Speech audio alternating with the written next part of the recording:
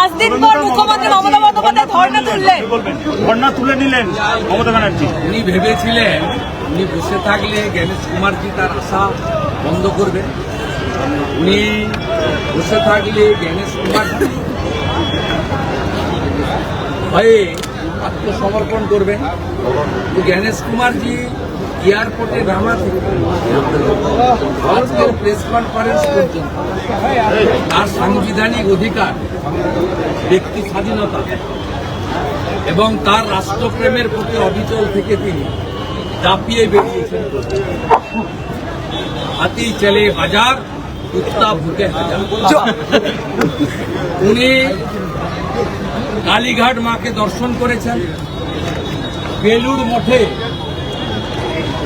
ঠাকুর রামকৃষ্ণ দেবকে পুজো করেছেন, সন্ন্যাসী মহারাজদের আশীর্বাদ নিয়েছেন।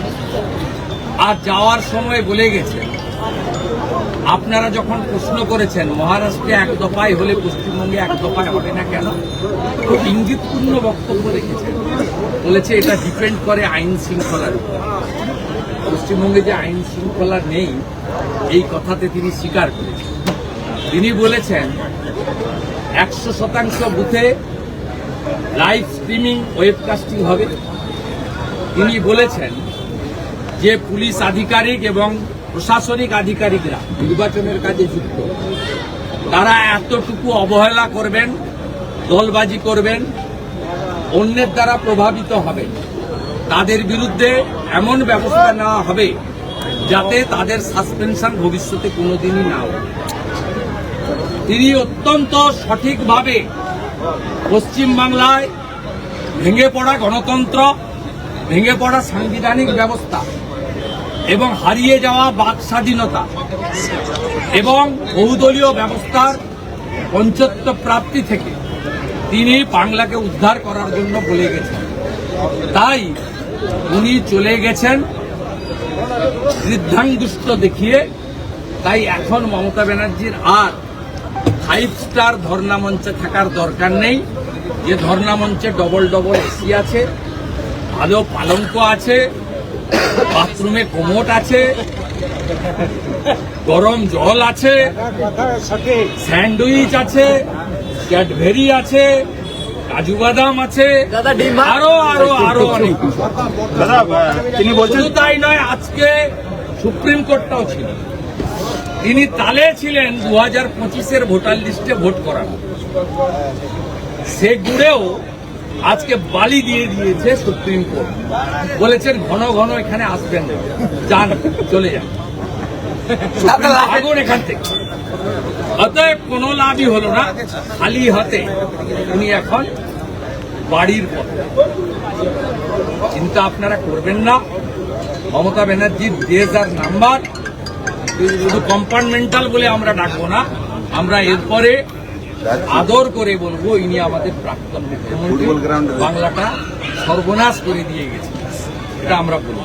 সুখেন্দুদা, সুপ্রিম কোর্টের নির্দেশ আমাদের দাবিকে মান্যতা দিল, অভিষেক বন্দ্যোপাধ্যায় বলেছেন ধর্ণা মঞ্চ থেকে। আমি ওনার কথা আপনারা সুপ্রিম কোর্টের লাইভ স্ট্রিমিং সবাই দেখেছেন।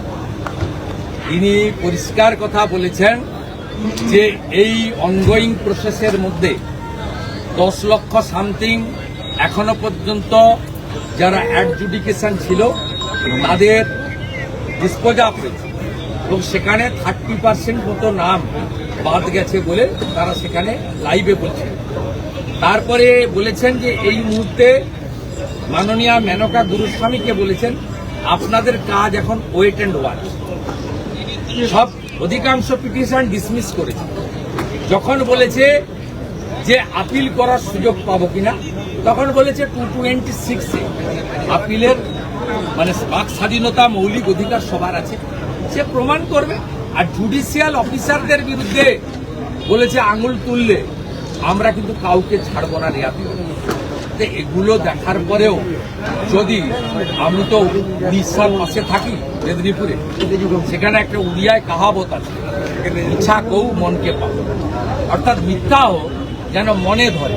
সেই জন্য বলছি এর অন্য কোনো কারণ ব্যাখ্যা নেই। অন্য কারণ চাপে নয়, ভোট হবে কমিশনের মতে। সংঘাত দেখা গেছে আজকে ধর্ণা মঞ্চ থেকে সেই প্রাক্তন রাজ্যপালের সঙ্গে সৌজন্য সাক্ষাৎ করতে গেলেন মুখ্যমন্ত্রী। আমি এগুলো নিয়ে মন্তব্য করবো না। মিস্টার বোস খুব শিক্ষাবিদ মানুষ, তিনি যেভাবেই হোক এখানে চালিয়েছেন, চেষ্টা করেছেন, তার কথা শোনেনি। বর্তমানে যিনি আসছেন তিনি মমতা ব্যানার্জিকে সংবিধানের এবিসিডিটা ভালো করে শেখাবেন। তিনি মমতা ব্যানার্জির হাত থেকে হাতে ঘুরিয়ে নেবেন। দাদা, অন্য কারোর চাপে নয়, নির্বাচন হবে কমিশনের মতেই, কড়া মন্তব্য জ্ঞানেশ কুমারের। কড়া মন্তব্য জ্ঞানেশ কুমারের যে অন্য কারোর চাপে নির্বাচন হবে না। ভালো চলছে। আসল সমস্যা ছিল সিও অফিসে 6 বছর আরি জাপতাপ ছিল, সেই জন্য আমরা অনেক কিছু বিচার পাইনি। 2024-এর লোকসভা ভোটে 7 দফায় ভোট হয়েছে।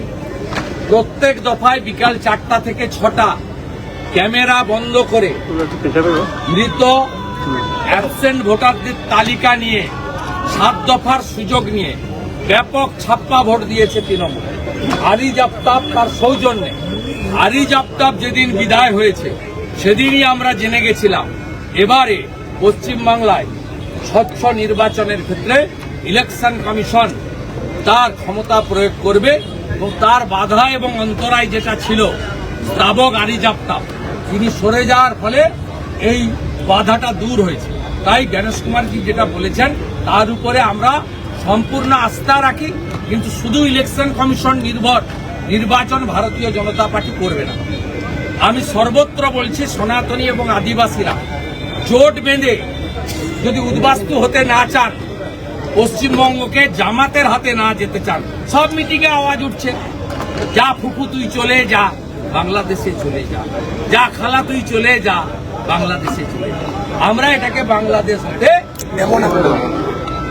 বাংলাদেশ হতে যদি দিতে না চান, ধর্ম রক্ষতি রক্ষিত, দল বেঁধে সকালবেলা বেরোন, পদ্ম ফুলে ভোট দিন এবং সব বাংলাদেশি মুসলিম অনুপ্রবেশকারীকে যোগীজির কাছ থেকে বুলডোজার আনিয়ে বুলডোজারের মাথায় তুলে এপার থেকে।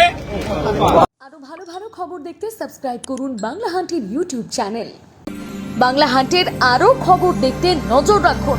বাংলা খবর মানেই বাংলা হান্ট।